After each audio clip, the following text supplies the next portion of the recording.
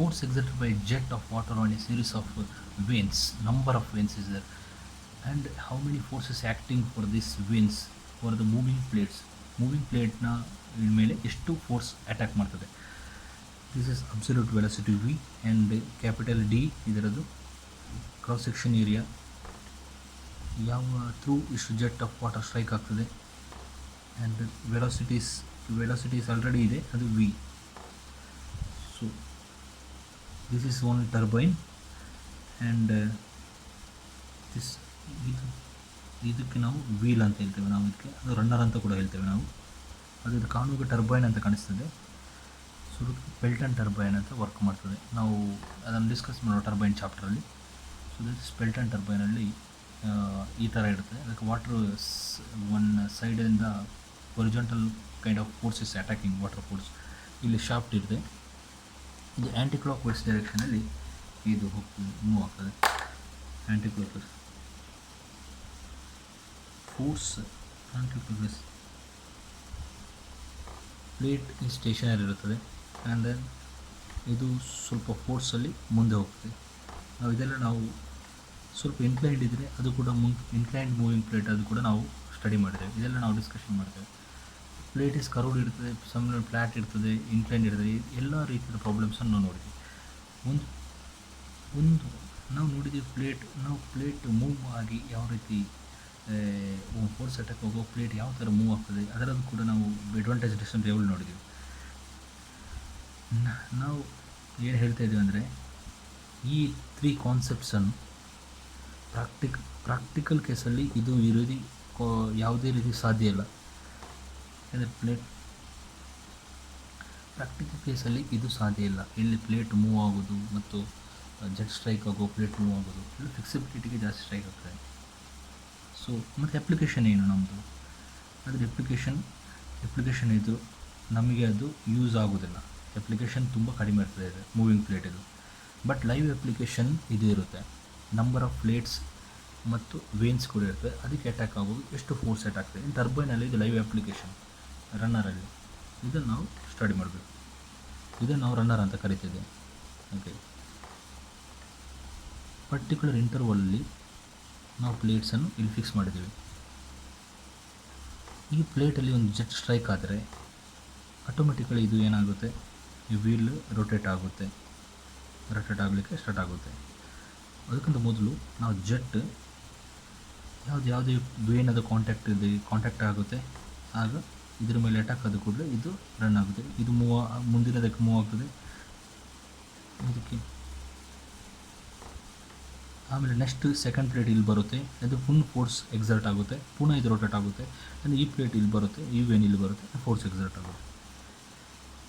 ನಾವು ಮೊದಲು concept find ನಾವು ಕಲ್ತಿದ್ದೀವಿ. ಅದಂದರೆ ಯಾವುದು ಸೆಪ್ರೇಟ್ ಸಿಂಗಲ್ ಪ್ಲೇಟಲ್ಲಿ ಇಲ್ಲಿ number of series of veins ಇರುತ್ತೆ. ನಾವು ಮೊದಲನೇ ಪ್ರಾಬ್ಲಮಲ್ಲಿ ನಾವು ಏನು ನೋಡಿದ್ದು, ಒಂದೊಂದು ಪ್ಲೇಟಲ್ಲಿ ನೋಡಿದ್ದು. ಬಟ್ ಇದರಲ್ಲಿ ನಂಬರ್ ಆಫ್ ವೇನ್ಸ್ ತುಂಬ ಇದೆ. ಅದಕ್ಕೆ ಪ್ರತಿ ವೇನಲ್ಲಿ ಒಂದೊಂದು ಫೋರ್ಸ್ ಎಕ್ಸರ್ಟ್ ಆಗ್ತದೆ. ಅದು ಏನು, ಎಷ್ಟು ಫೋರ್ಸ್ ಎಕ್ಸರ್ಟ್ ಆಗ್ತದೆ ಅಂತ ನೋಡಬೇಕು. ಅದೇ ರೀತಿಯಿಂದ ಆ ರನ್ನರ್ ಅಥವಾ ಈ ಟರ್ಬೈನ್ ಕಾನ್ಸ್ಟೆಂಟ್ ವೆಲಾಸಿಟಿ ಯು ಮುಖಾಂತರ ಇದು ಆ್ಯಂಟಿ ಕ್ಲಾಕ್ ವೈಸ್ ಡೈರೆಕ್ಷನಲ್ಲಿ ಮೂವ್ ಆಗ್ತದೆ. ಆದರೆ ಇದರಲ್ಲಿ ಏನೇನು ನೋಡಬೇಕು, ಎಷ್ಟು ಫೋರ್ಸ್ ಎಷ್ಟು ಅಟ್ಯಾಕ್ ಆಗ್ತದೆ, ಈ ನಂಬರ್ ಆಫ್ ವೇನ್ಸಲ್ಲಿ ಇಷ್ಟು ಪ್ಲೇಟ್ನ ಮೇಲೆ ಎಷ್ಟು ಫೋರ್ಸ್ ಅಟ್ಯಾಕ್ ಆಗ್ತದೆ ಯು ವೆಲಾಸಿಟಿಯಲ್ಲಿ. ಜೆಟ್ ಅದರ ಖುದ್ದು ವೆಲಾಸಿಟಿ ವಿಯಲ್ಲಿ ಮೂವ್ ಆಗ್ತದೆ. ಎಫಿಷಿಯನ್ಸಿ ಎಷ್ಟು ಇರ್ತದೆ, ಒಂದು ವೇಳೆ ಜೆಟ್ ಬರ್ತಾಯಿದೆ ಅಂತ ಹೇಳಿದ್ರೆ ಈ ನಂಬರ್ ಆಫ್ ಪ್ಲೇಟ್ ಮೇಲೆ ಅಟ್ಯಾಕ್ ಆಗಿದ್ರೆ ಎಷ್ಟು ಪರ್ಸೆಂಟ್ ಎಫಿಷಿಯನ್ಸಿ ಇರ್ತದೆ, ಮ್ಯಾಕ್ಸಿಮಮ್ ಎಷ್ಟು ಪರ್ಸೆಂಟ್ ಎಫಿಷಿಯನ್ಸಿ ಇರ್ತದೆ, ಅದನ್ನೆಲ್ಲ ನಾವು ಯಾವ ಕಂಡೀಷನ್ ಇರ್ತದೆ ಮ್ಯಾಕ್ಸಿಮಮ್ ಎಫಿಷಿಯನ್ಸಿಗೆ ಒಬ್ಟೈನ್ ಮಾಡಲಿಕ್ಕೆ, ಅದನ್ನೆಲ್ಲ ನಾವು ಇದರಲ್ಲಿ ನೋಡ್ಬೋದು.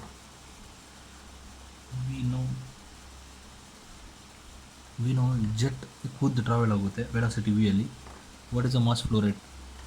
ಫಸ್ಟ್ ಸ್ಟೆಪ್ ಏನು ಮಾಡಬೇಕು, ಫೋರ್ಸ್ ಎಕ್ಸರ್ಟ್ ಆಗ್ತದೆ ಜೆಟ್ಟಲ್ಲಿ ನಂಬರ್ ಆಫ್ ಪ್ಲೇಟ್ನ ಮೇಲೆ. ಎಫ್ ನ್ಯೂಟನ್ ಸೆಕೆಂಡ್ ಲಾ ಗೊತ್ತಿದೆ ನಮಗೆ, F is equal to mass into acceleration ನಮಗೆ ಗೊತ್ತಿದೆ. ನೆಕ್ಸ್ಟ್ ಎಕ್ಸಲರೇಷನ್ ಗೊತ್ತಿದೆ, D V by D T ಅಂತ ಗೊತ್ತಿದೆ. Change in velocity by change in time taken. Net ಫೋರ್ಸನ್ನು ನಾವು ಬರಿಬೋದು, ಮಾಸ್ ಅಂತ ಇದೆ, ಅದರ mass flow rate of the jet. Mass ಅಂದರೆ ಜೆಟ್, ಇದು mass v1 minus v2 change in velocity, t2 minus t1 change in velocity, ಇದು change in velocity, change in time. ಒಂದು ವೇಳೆ v1 ಮೈನಸ್ v2 ಅಂತ ಬರೆದಿದ್ದರೆ ಎಷ್ಟು ಫೋರ್ಸು ಇಲ್ಲಿಂದ ಹೋಗ್ತಾ ಇದೆ ಆ್ಯಂಡ್ ಈ ವೇನಿಗೆ ನಂಬರ್ ಆಫ್ ಸೀರೀಸ್ ಆಫ್ ವೇನ್ಸಿಗೆ ಎಷ್ಟು ಅಟ್ಯಾಕ್ ಆಗ್ತದೆ ರೆಗ್ಯುಲರ್ ಇಂಟರ್ವಲ್ ಟೈಮಲ್ಲಿ, ಎಷ್ಟು ಫೋರ್ಸ್ ಅಟ್ಯಾಕ್ ಆಗ್ತದೆ ಜೆಟ್ ಮುಖಾಂತರ ಈ ವೇನ್ನ ಮೇಲೆ, ಅದನ್ನು ನಾವು ಫೈಂಡ್ ಔಟ್ ಮಾಡೋದು. ನಾವು ಫೈಂಡ್ ಔಟ್ ಮಾಡಿದರೆ ಈ ಫೋರ್ಸ್ ಎಷ್ಟು ಎಕ್ಸರ್ಟ್ ಆಗ್ತದೆ ಅಂತ, ಅದಕ್ಕೆ ನಾವು v1 ಮೈನಸ್ v2 ಅಂತ ಯೂಸ್ ಮಾಡ್ತೇವೆ. ಅಂದರೆ ಈ ಫೋರ್ಸಿಂದ ಎಷ್ಟು ಎಕ್ಸರ್ಟ್ ಆಗ್ತದೆ, ಎಷ್ಟಾಗ್ತದೆ ಅಂತ ನೋಡೋದು. ಇಷ್ಟು ಈ ಪ್ಲೇಟ್ನ ಸಪ್ರೇಟ್ ಇಂಡಿವಿಜುವಲ್ ಪ್ಲೇಟ್ ಮೇಲೆ ಈ ಜೆಟ್ಟಿಂದ ಪ್ಲೇಟಿಗೆ ಎಷ್ಟು ಫೋರ್ಸ್ ಎಕ್ಸರ್ಟ್ ಆಗ್ತದೆ ಅಂತ ನಾವು ಈ ಯೂಸ್ ಮಾಡಬೇಕು. ನಾವು ಎಮ್ ಅನ್ನು ಮಲ್ಟಿಪ್ಲೈ ಮಾಡಿದರೆ ಏನಾಗ್ತದೆ, M v1 minus M v2 t2 minus t1 ಆಗ್ತದೆ. ಮಾಸ್ ಇಂಟು ವೆಲಾಸಿಟಿ ಏನಾಗುತ್ತೆ, ಮಾಸ್ ಇಂಟು ವೆಲಾಸಿಟಿ ಮೊಮೆಂಟಮ್ ಆಗುತ್ತೆ. ಮಾಸ್ ಇಂಟು ಅದು ಇನಿಷಿಯಲ್ ಮೊಮೆಂಟಮ್ ಮತ್ತು ಫೈನಲ್, ಇದು initial momentum and this final momentum. ಏನು ಹೇಳ್ತಂದ್ರೆ ಅಂದರೆ ಫೋರ್ಸ್ ಎಕ್ಸರ್ಟ್ ಆಗೋದು ಜೆಟ್ ಮುಖಾಂತರ, ಅದು equal to change in momentum with respect time ಅಂತ. ಯಾವುದೇ ಫೋರ್ಸ್ ಎಕ್ಸರ್ಟ್ ಆಗೋದು ಜೆಟ್ ಮುಖಾಂತರ ಅದು ಏನಾಗುತ್ತೆ ಅಂದರೆ ಚೇಂಜ್ ಇನ್ ಮೊಮೆಂಟಮ್ ಟೈಮ್ಗೆ ರಿಲೇಟ್ ಮಾಡ್ತೀವಿ. ಅಂದರೆ force is exerted by jet on the plate is equal to the rate of change of momentum ಅಂತ ಹೇಳ್ತೀವಿ. ಇದು ಇಂಪಲ್ಸ್ ಮೊಮೆಂಟಮ್ ಇಕ್ವೇಷನ್. ಫೋರ್ಸ್ ಎಷ್ಟು ಎಕ್ಸರ್ಟ್ ಆಗ್ತದೆ ಅದನ್ನು ನಾವು ಬರೀತೀವಿ. ಇದನ್ನು ನಾವು ನಮಗೆ ಏನು ಬೇಕು ಇದರಲ್ಲಿ ಅದನ್ನು ನಾವು ಬರೀಬೋದನ್ನು ಏನು ಬರೀಬೇಕು ಅಂತ t2 ಅದನ್ನು ಹೊರಗಡೆ ತಗೊಳ್ತೀನಿ ನಾನು. t2 m divide by t2 minus t1 ಅಂತ ಟೈಮ್ ಟೇಕನ್ ಅಂತ ಬರೀತೀನಿ. ಮಾಸ್ ಅಪಾನ್ ಟೈಮ್ ಏನಾಗುತ್ತೆ, ಮಾಸ್ ಫ್ಲೋ ರೇಟ್ ಆಗುತ್ತೆ. Mass flow rate of the jet. ಅದು ಯಾವುದೇ ಜೆಟ್ಟು ಪರ್ಟಿಕ್ಯುಲರ್ ಮಾಸ್ ಫ್ಲೋ ರೇಟಲ್ಲಿ ಒಂದು ಮೂವ್ ಆಗ್ತಾಯಿದೆ ಅಂತಿದ್ರೆ, ಅದು ಸ್ಟ್ರೈಕ್ ಆಗ್ತಿದ್ರೆ, ಅದು equal to force will be equal to mass flow rate of the jet ಇದು v1 minus initial velocity minus final velocity. ಯಾವುದೇ ಇದು ಜೆಟ್ ಇನಿಷಿಯಲ್ ವೆಲಾಸಿಟಿಯಲ್ಲಿ ಮೂವ್ ಆಗ್ತಿದ್ದರೆ v minus v minus u ಅಂದರೆ v ಮೈನಸ್ u ಅಂದರೆ ಅದು relative velocity. ಅದು ಇಲ್ಲಿ ಸ್ಟ್ರೈಕ್ ಆಗಿದ್ರೆ ಮೂವಿಂಗ್ ಪ್ಲೇಟ್ ರಿಲೇಟಿವ್ ವೆಲಾಸಿಟಿ. ಯಾವುದೇ ಒಂದು ಎರಡು ಟ್ರೈನ್ ಒಂದೇ ಡೈರೆಕ್ಷನಲ್ಲಿ ಹೋಗ್ತಿದೆ ಅಂತ ಇಟ್ಕೊಳ್ಳಿ, ಇದು 5 ಮೀಟರ್ ಪರ್ ಸೆಕೆಂಡ್, ಇದು 15 ಮೀಟರ್ ಪರ್ ಸೆಕೆಂಡಲ್ಲಿ ನಡೀತಾ ಇದೆ ಅಂತ ತಿಳ್ಕೊಳ್ಳಿ. ಅದಕ್ಕೆ ರಿಲೇಟಿವ್ ವೆಲಾಸಿಟಿ ಹೇಗೆ ಫೈಂಡ್ ಔಟ್ ಮಾಡೋದು, ಇದರ ವೆಲಾಸಿಟಿ ಇದರ ರೆಸ್ಪೆಕ್ಟ್ ಮೇಲೆ, ಇದು ಟ್ರೈನ್ ಎ ಅಂತ ಇದ್ದರೆ ಇದು ಟ್ರೈನ್, ಇದರ velocity relative velocity find out ಮಾಡಬೇಕಾದ್ರೆ ಏನು ಮಾಡಬೇಕು, 15 ಮೈನಸ್ 5 ಅಂದರೆ 10 ಮೀಟರ್ ಪರ್ ಸೆಕೆಂಡ್ ಆಗ್ತದೆ. ಬಿ ಟ್ರೈನ್ ವೆಲಾಸಿಟಿ ಎಷ್ಟಾಗ್ತದೆ, 10 ಮೀಟರ್ ಪರ್ ಸೆಕೆಂಡ್ ಆಗ್ತದೆ. ಯಾವುದು ಕಂಪೇರ್ ಮಾಡಿದರೆ 5 metre per second. So P train ಇದು ರಿಲೇಟಿವ್ ವೆಲಾಸಿಟಿ ಎಗೆ ಕಂಪೇರ್ ಮಾಡಿದರೆ ಎಷ್ಟಾಗ್ತದೆ, 10 metre per second. So I hope you are clear. B train travel ಮಾಡ್ತದೆ ರಿಲೇಟಿವ್ ವೆಲಾಸಿಟಿಯಲ್ಲಿ 10 metre per second. Jet strike ಆಗ್ತದೆ, initial velocity that will be v minus u. Jet will be traveling, that is v minus. Now constant velocity small ಇರುತ್ತದೆ. ಅದನ್ನು mass flow rate ಅಂದರೆ ಅದು ಯಾವುದೇ ರೀತಿಯಲ್ಲಿ strike ಆಗ್ತದೆ ಅದನ್ನು ನಾವು ಏನು ಬರೀಬೇಕಂದ್ರೆ, ಫೋರ್ಸ್ ಯೂನಿಟ್ ನಮ್ಮ ನ್ಯೂಟನ್ ಇದೆ, ಫೋರ್ಸ್ ಯೂನಿಟ್ ನ್ಯೂಟನ್.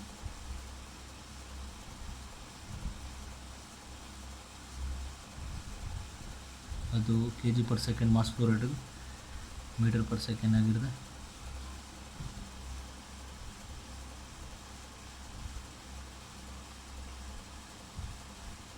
ನಿಮಗೆ ಕೆ ಜಿ ಇಂಟ್ರೊಡ್ಯೂಸ್ ಮಾಡಬೇಕು, ಅದಕ್ಕೇನು ಮಾಡಬೇಕು, ಅದಕ್ಕೆ ಡೆನ್ಸಿಟಿ ಯೂಸ್ ಮಾಡುತ್ತೆ. ಡೆನ್ಸಿಟಿ ಅಂದರೆ ಕೆ ಜಿ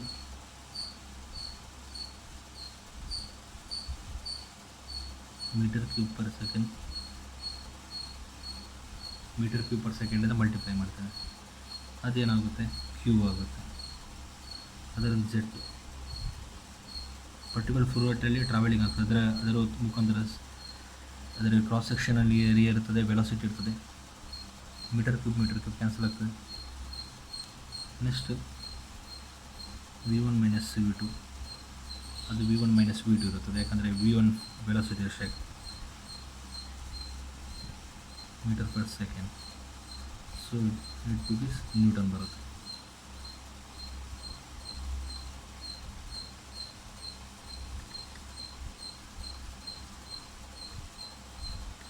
ಸೊ ಫ್ಲೋ ರೇಟನ್ನು ನಾನು F is equal to rho A into V.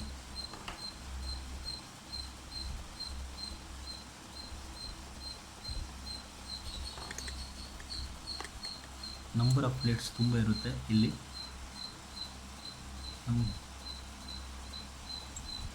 ಇನ್ಸಿಲ್ velocity ಯಾವ ಡೈರೆಕ್ಷನಲ್ಲಿ, ಈ ಡೈರೆಕ್ಷನ್. ಯಾವ ಪ್ಲೇಟ್ ಮೂವ್ ಆಗುತ್ತೆ ಅದು initial velocity. This is the initial velocity and this is the final velocity. Final velocity ಇಲ್ಲಿ 0 ಆಗ್ತದೆ. ಇದು ಇನಿಷಿಯಲ್ ವೆಲಾಸಿಟಿ ಏನಾಗುತ್ತೆ, ಜೆಟ್ ಸ್ಟ್ರೈಕ್ ಆಗೋದು, ಅದು ಇನಿಷಿಯಲ್ ವೆಲಾಸಿಟಿ. ರಿಲೇಟಿವ್ ವೆಲಾಸಿಟಿ ಮುಖಾಂತರ ಸ್ಟ್ರೈಕ್ ಆಗೋದು, ಅದಕ್ಕೆ relative velocity V minus u. So rho A V minus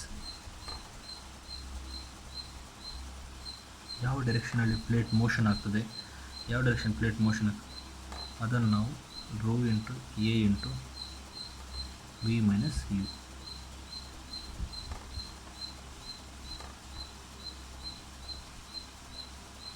ಎಷ್ಟು ವರ್ಕ್ ಡನ್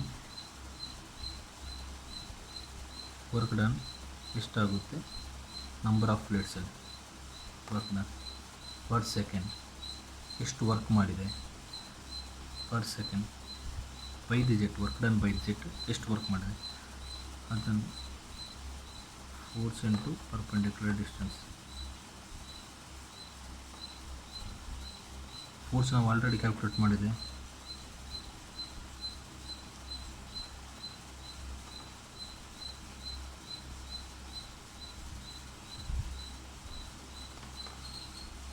ಫೋರ್ಸ್ ಗೊತ್ತಿದೆ, rho A V into V minus U. Distance ಎಷ್ಟು, ಅದು ಯು.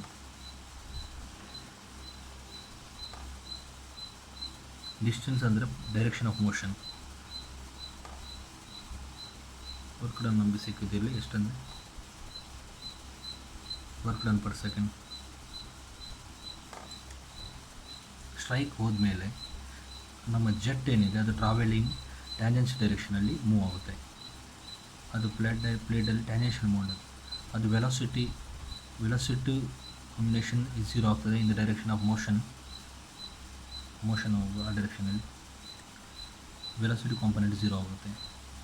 ಮತ್ತೊಂದು ಅಂದರೆ ಎಫಿಷಿಯನ್ಸಿ ಏನು, ಪವರಲ್ಲಿ ಇನ್ಪುಟ್ ಎಷ್ಟು ಇನ್ಪುಟ್ ಆಗಿದೆ, ಪವರ್ ಔಟ್ ರೇಟಲ್ಲಿ ಎಷ್ಟು ಪವರ್ ಇನ್ಪುಟ್ ಅದು ಎಫಿಷಿಯನ್ಸಿ ಅಂತ ನಾನು ಬೇಕಾದರೆ ಇಂಟು 100 ಕೂಡ ಮಾಡಬೇಕಾಗ್ತದೆ. 100 ಕೂಡ ಮಾಡಬೇಕಾಗ್ತದೆ. ಪವರ್ ಇನ್ಪುಟಲ್ಲಿ ಎಷ್ಟು, ಪವರ್ ಔಟ್ಪುಟ್, ಮತ್ತು ಎಫಿಷಿಯನ್ಸಿ ಅಂದರೆ into 100. Force exerted by the in the direction of motion of x, ಅದು ಫೈಂಡ್ ಔಟ್ ಮಾಡಬೇಕು. ನಂಬರ್ ಆಫ್ ವೇನ್ಸಲ್ಲಿ ಅದರ ಮೇಲೆ ಫೋರ್ಸ್ ಎಷ್ಟು ಎಕ್ಸರ್ಟ್ ಆಗ್ಬೋದು. Rho A into V minus u. Work done per second ಅಂದರೆ ಅದು ನಥಿಂಗ್ ಬಟ್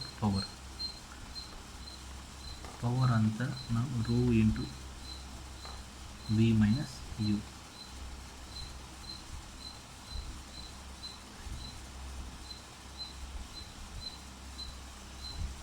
ನಾವು ಪವರ್ ಅಂತ ಬರೆಯೋದು.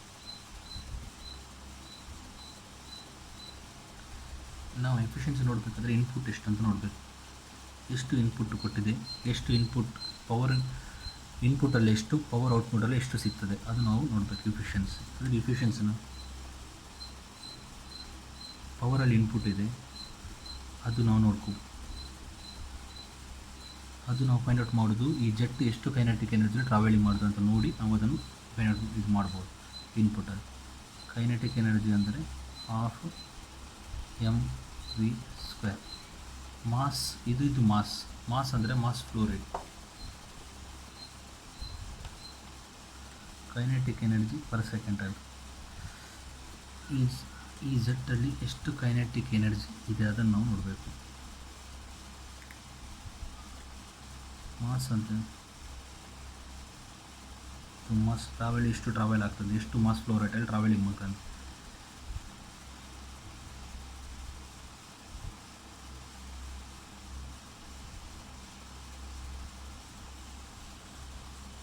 ಪವರನ್ನು ನಾವು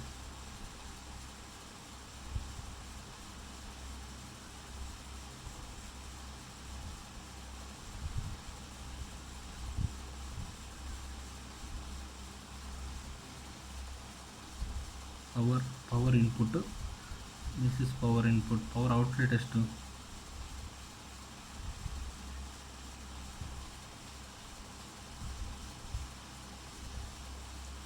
ಪವರ್ ಇದು ಪವರ್ ಔಟ್ಲೆಟ್ ಅಂದರೆ ಈ ಒಟ್ಟು ಎಷ್ಟು ವರ್ಕ್ ಮಾಡಿದೆ ಇದರಲ್ಲಿ ನಂಬರ್ ಆಫ್ ವೇನ್ಸಲ್ಲಿ, that is called power outlet. That we can find out. ಅದು ಔಟ್ಲೆಟಲ್ಲಿ ನಾವು ಫೈಂಡ್ ಔಟ್ ಮಾಡ್ಬೋದು. ಎಷ್ಟು ಪವರ್ ಅಪ್ಲೈ ಮಾಡಿದ್ದೀವಿ ಅಂದರೆ ಔಟ್ಲೆಟಲ್ಲಿ ಎಷ್ಟು ಪವರ್ ಸಿಗ್ತದೆ ಅದನ್ನು ನಾವು ಫೈಂಡ್ ಔಟ್ ಮಾಡಬೇಕು. That means ρ v minus u into u. So we can write it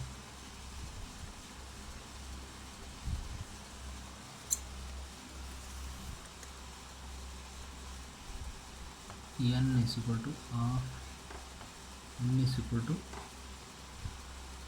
rho e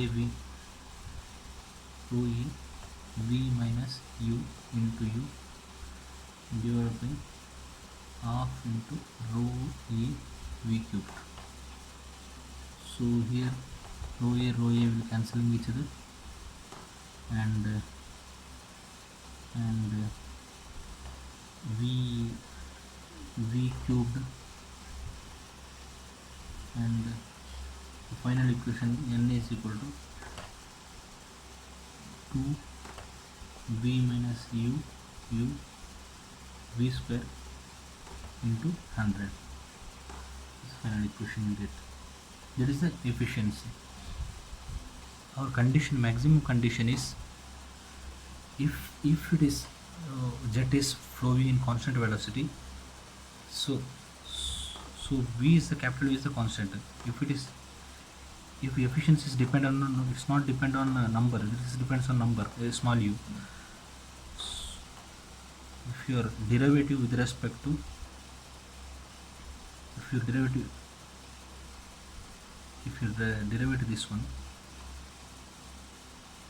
if I derivative with respect to u, constant 2 v square if I am taking outside, and 100 also I am taking out. u I will multiply u into first I am not derivating, first writing n minus v square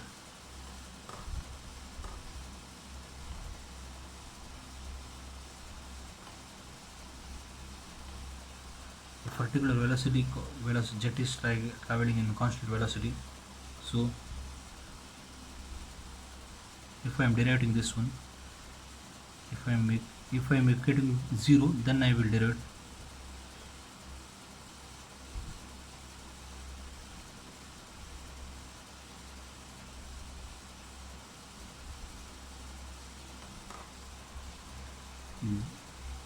If derivating put 0, if you put this 0 this value, automatically will get maximum. So that we need, first we will calculate. If I am taking outside constant, with respect to u I am deriving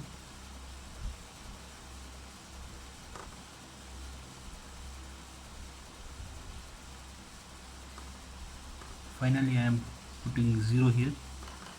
That means 2 by v square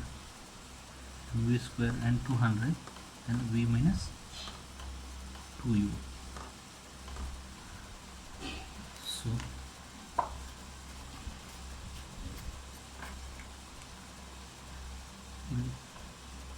ಇದು ಕೆಳಗಡೆ ಹೋಗೋದು ಅಂದರೆ this one ಅದು ಏನಾಗುತ್ತೆ finally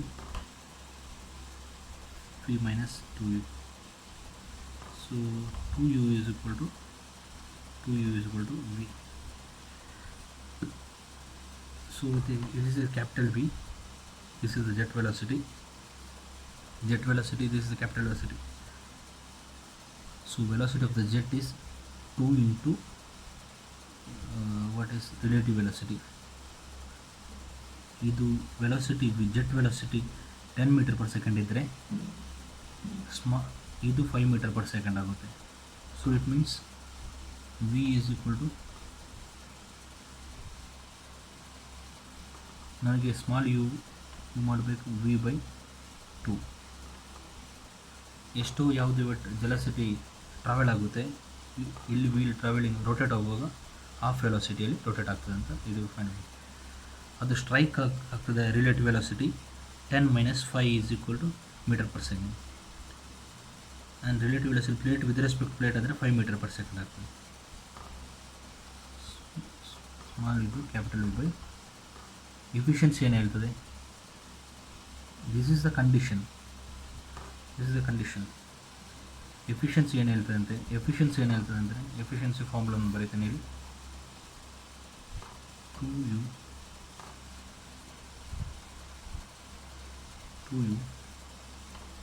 v minus u upon v minus v square 100. ಇದರಲ್ಲಿ ಏನು ಗೊತ್ತಾಗ್ತದೆ, first condition for maximum efficiency is equal to v is equal to 2u vl equal to 2u ಆಗ್ತೀನಿ minus u v square na instead of v square I am writing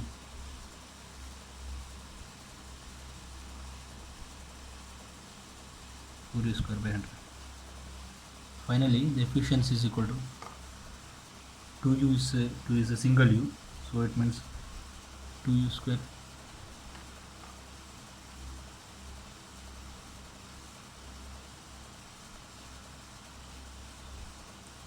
into multiply 100 ಆಗ efficiency is nothing but 50%. Efficiency is nothing but 50%. And efficiency is nothing but 50%. I hope you understand this one. Force exerted jet of water on a series of vents. So this is one force is exerted for vanes. So number of vanes, how much force is exerting, the total force is strikes for one vanes. What is the total force that we are finding out in this is the derivation. So total efficiency is 50% we are getting here. So that all calculation, I hope you all understand how we are calculating this one and everything. Okay, thank you very much.